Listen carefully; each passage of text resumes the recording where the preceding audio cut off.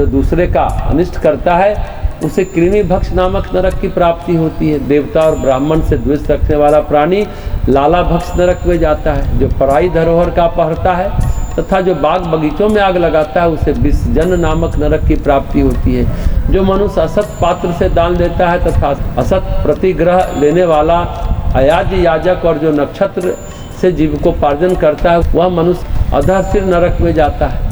जो मदिरा मांस आदि पदार्थों का विक्रेता है वह पपुई वह नामक घोर नरक में गिरता है। जो कुक्कुट, बिल्ली, सुअर, पक्षी, मृग, भेड़ को बांधता है वह भी उसी प्रकार के नरक में गिरता है। जो गिरधारी है, जो विषदाता है, जो कुंडासी है, जो सोम विक्रेता है, जो मद्यपी है, मांस भोजी है तथा जो पशु हंता है वह व्यक्ति रुधिरांध नामक नरक में जाता है। ऐसा विद्वानों का अभिमत है।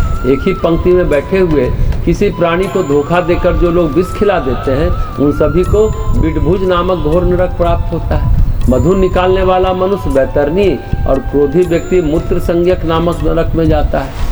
अपवित्र और क्रोधी व्यक्ति असिपत्र वन नामक नरक में जाता है।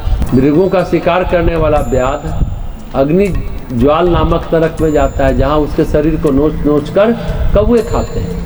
यज्ञ कर्म में दीक्षित होने पर जो व्रत का पालन नहीं करता उसे उस पाप से संदंश नरक में जाना पड़ता है। यदि स्वप्न में भी सन्यासी या ब्रह्मचारी स्खलित हो जाता है तो वे अभोजन नरक में जाते हैं। जो लोग क्रोध और हर्ष से भरकर वर्णाश्रम धर्म के विरुद्ध काम करते हैं उन सबको नरक लोक की प्राप्ति होती है।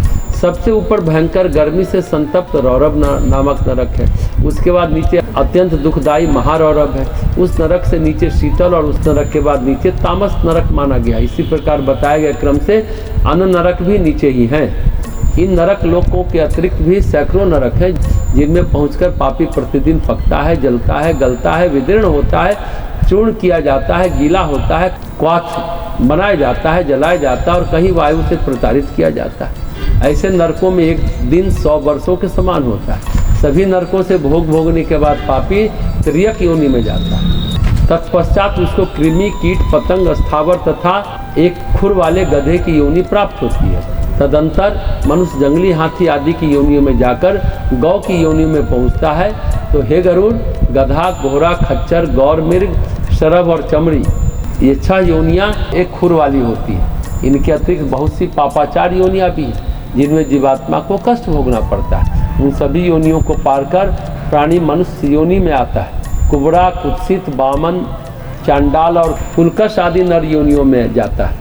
अविशिष्ट पाप पुण्य से समन्वित जीव बार बार गर्भ में जाता है और मृत्यु को प्राप्त होता है। इन सभी पापों के समाप्त हो जाने के बाद प्राणी को शूद्र, वैश्य तथा क्षत्रिय आदि की आरोहणी योनि प्राप्त होती है। कभी कभी वह सत्कर्म से ब्राह्मण, देव और इंद्रत्व के पद पर भी पहुंच जाता है।